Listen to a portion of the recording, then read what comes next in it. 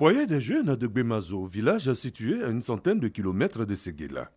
Campagne de sensibilisation avec pour thème information et sensibilisation sur les activités de la santé de la mère et de l'enfant.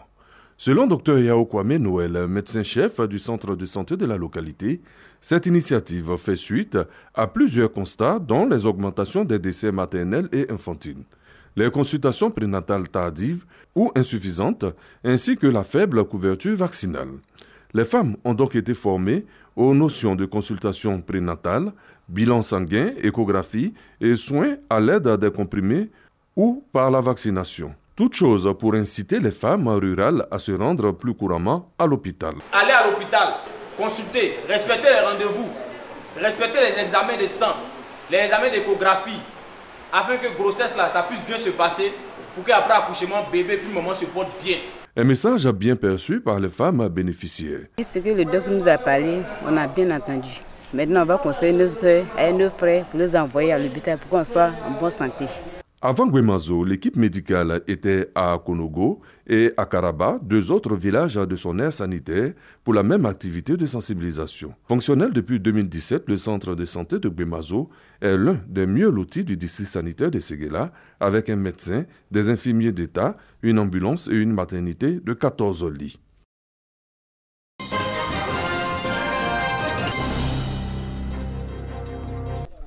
Les pépiniéristes des secteurs de l'Anacarde et de la Mangue en formation à l'université Peleforo Gonkoulibaly de Korogo. Ils sont formés aux techniques de greffage du karité, une technique qui va permettre de rajeunir des vieux vergers et de créer des plantations modernes. Un projet qui s'inscrit dans le cadre du programme d'amélioration des rendements des plantations de karité en Côte d'Ivoire. À l'image des autres cultures comme l'anacardier, il est important qu'au niveau donc du karité, qui jusque-là n'est pas encore domestiqué, n'est pas encore planté, de développer des domaines d'activité tels que par exemple des spécialistes au niveau donc de la pépinière de karité. On peut produire des plants en pépinière pour les greffer, pour aller faire la plantation, mais au niveau des parcs à karité aussi, il y a des jeunes plants qu'on appelle des sauvageons qu'on peut utiliser en plein champ pour pouvoir faire le greffage. Présentation de la nouvelle technique, échange et des démonstrations pratiques.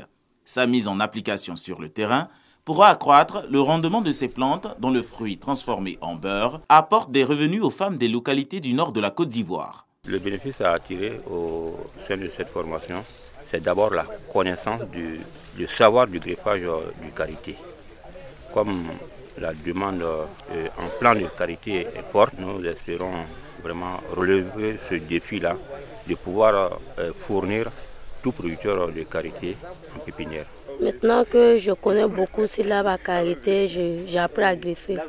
Je compte aussi faire des pépinières, pouvoir partager à mes parents qui sont cultivateurs et puis peut-être par l'ignorance, ils ont un peu d'autres arbres. Je compte les sensibiliser d'abord et puis les partager la pépinière que je vais faire pour que ils mettent ça dans leur champ. Ces arbres, classés espèces protégées, font l'objet d'abattages clandestins ruinant les espoirs de ces femmes du milieu rural. Mettre fin à cette pratique est le plaidoyer de ces chercheurs et femmes auprès du gouvernement.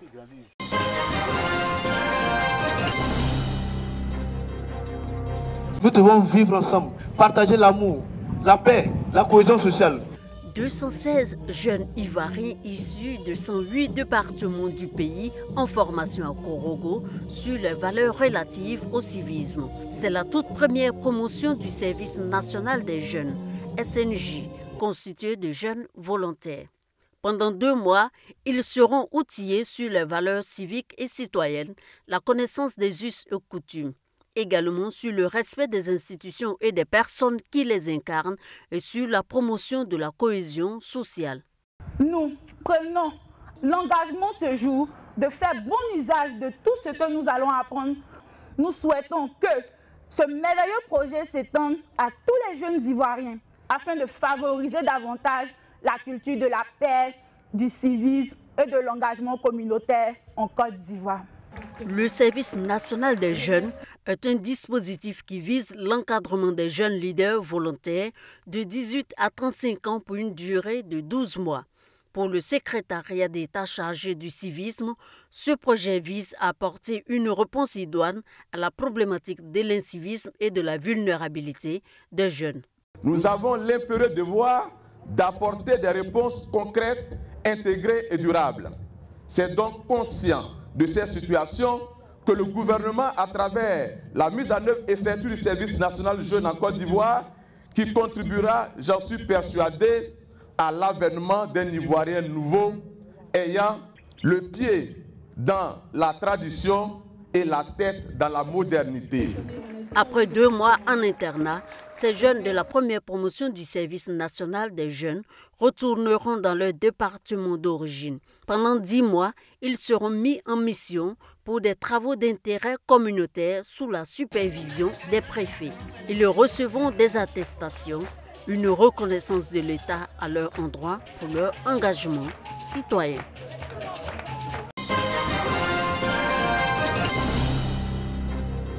Un nouveau dispensaire tout équipé, bâti au centre de santé urbain de Gadouan et 2 pompes à motricité humaine à Niamayo et Cocody Djibri.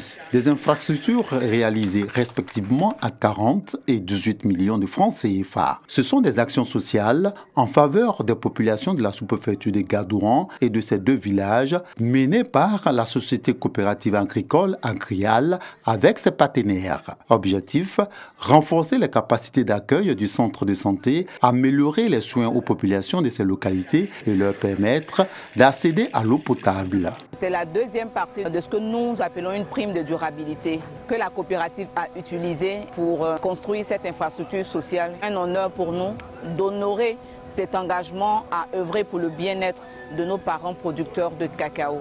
Multiplier ce genre de dons fera plaisir aux populations et quand elles sont heureuses, ces populations, nous, cadre de ce village, nous sommes réjouis. Selon Akadio Mobio, directeur régional de l'hydraulique à Daloa, ces forages d'une profondeur de plus de 62 mètres ont un débit de 1,9 mètres cubes. Ils sont sécurisés par une clôture et un portillon. Des actions saluées par Anatole Privatigbe Bako, préfet de région et de département de Daloa. Le préfet a invité les populations à en faire bon usage. La structure agriale basée à Gadouan, dans la sous-préfecture de Daloa, œuvre dans la production, la commercialisation et la transformation des produits agricoles.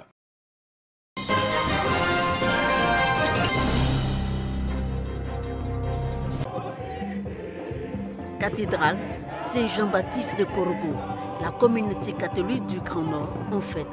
Après 3 années passées sans archevêque titulaire, la communauté catholique du Nord est maintenant sous la houlette de Monseigneur Ignace Bessi Dogbo, président de la conférence des évêques catholiques de Côte d'Ivoire, jusque-là évêque de Katiola.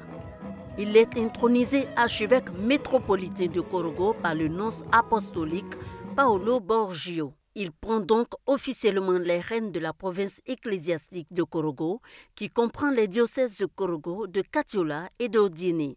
Il était une tutelle. Aujourd'hui, il a le plein service de nous servir. Que Dieu donne la santé de faire à notre papa pour qu'il puisse guider ce peuple. Cap sur le stade municipal de Korogo, où attendent plusieurs fidèles et délégations venus de tous les pays pour prendre part à la première messe du nouvel archevêque métropolitain de Korogo. Dans son homélie, Monseigneur Ignace Bessi Dogbo a exhorté les fidèles à imiter le Seigneur Jésus-Christ dans le champ missionnaire.